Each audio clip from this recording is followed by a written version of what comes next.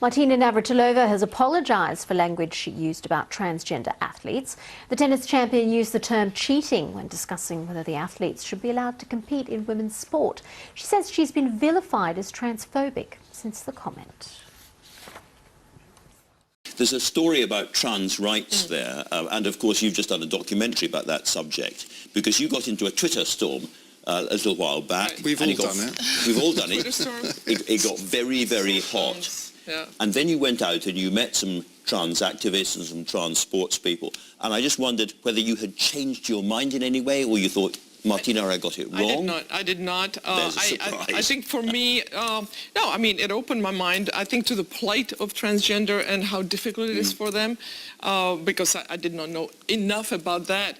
But it's always been about fairness in sport, and we cannot have sympathy and empathy for transgender on a smaller level, on sport level, trump, for lack of a better word, or overtake fairness for women and girls. And on a bigger stage, with what's happening in Scotland and the self-ID, etc., we cannot let self-ID take over and endanger women. And overall. We think about this as being a new issue, but actually you were playing against a trans athlete way, way back, weren't you? Somebody who transitioned from male to female. Absolutely. It was Dr. Renee Richards, and I played against her. I was #1 in the world. She was 43 years old, and I had my hands full. And she said herself, had she been 10 years younger when she transitioned, she would have kicked our behind, and I think she's right.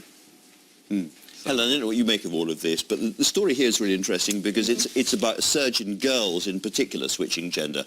Yeah, I mean, that is a very interesting development. We were talking about it before. You were saying kind of in the 70s, it was overwhelmingly male to female, the sort of transgender switch. And I mean, I kind of wonder if there's a lack of lesbian role models, maybe, because I don't know if...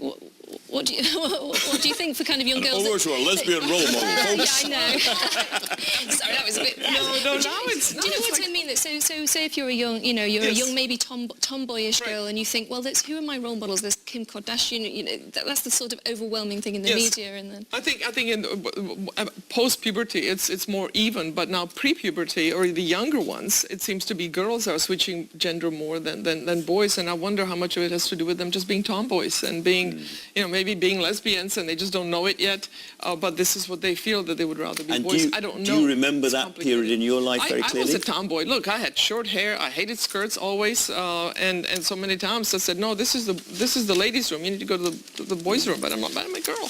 So I don't know how much of it is societal change, societal pressure, but I just want people to take their time, because this is a big switch. Yes. We could talk about this all day. Yes. But we're not going to. Because we've run out of time, Ian. I'm sorry. Live television. You want to hear about Churchill being gay? We could talk about Churchill as well. People at home will be talking about this, I'm sure, for hours and hours and hours, but we have run out of time. Thanks to all of you.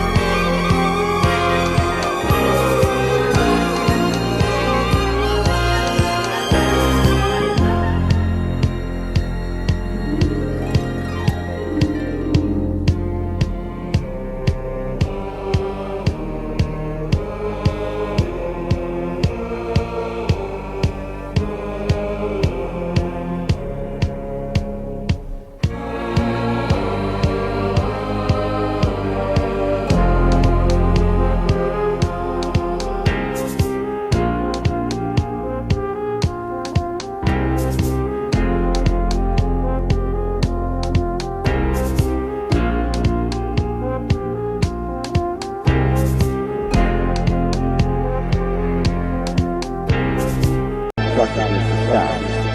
Therefore indeed, that the progress here to that of mind, change, alteration, that which you term peace in your concept, express, peace, exist in that of a format of love. No, there is that not here, but different in that of man, only in the culture.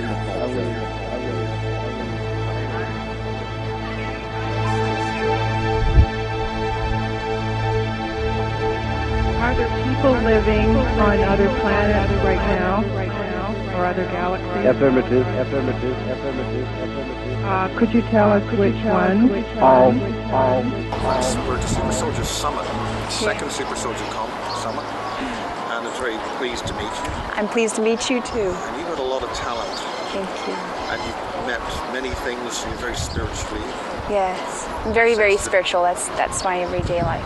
So, what brings you to this Super Soldier Summit?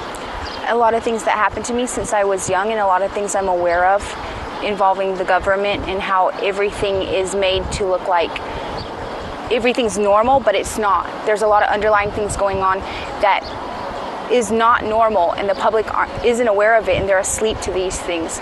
And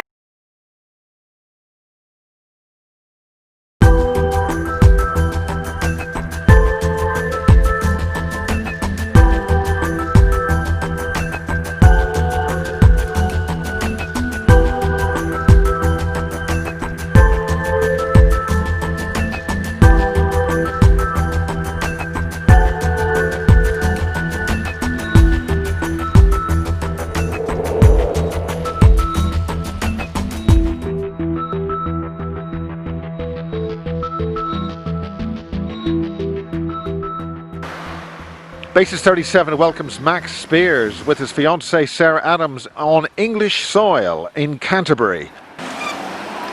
This is the West Gate here, and this is 1,000 years old. Yeah.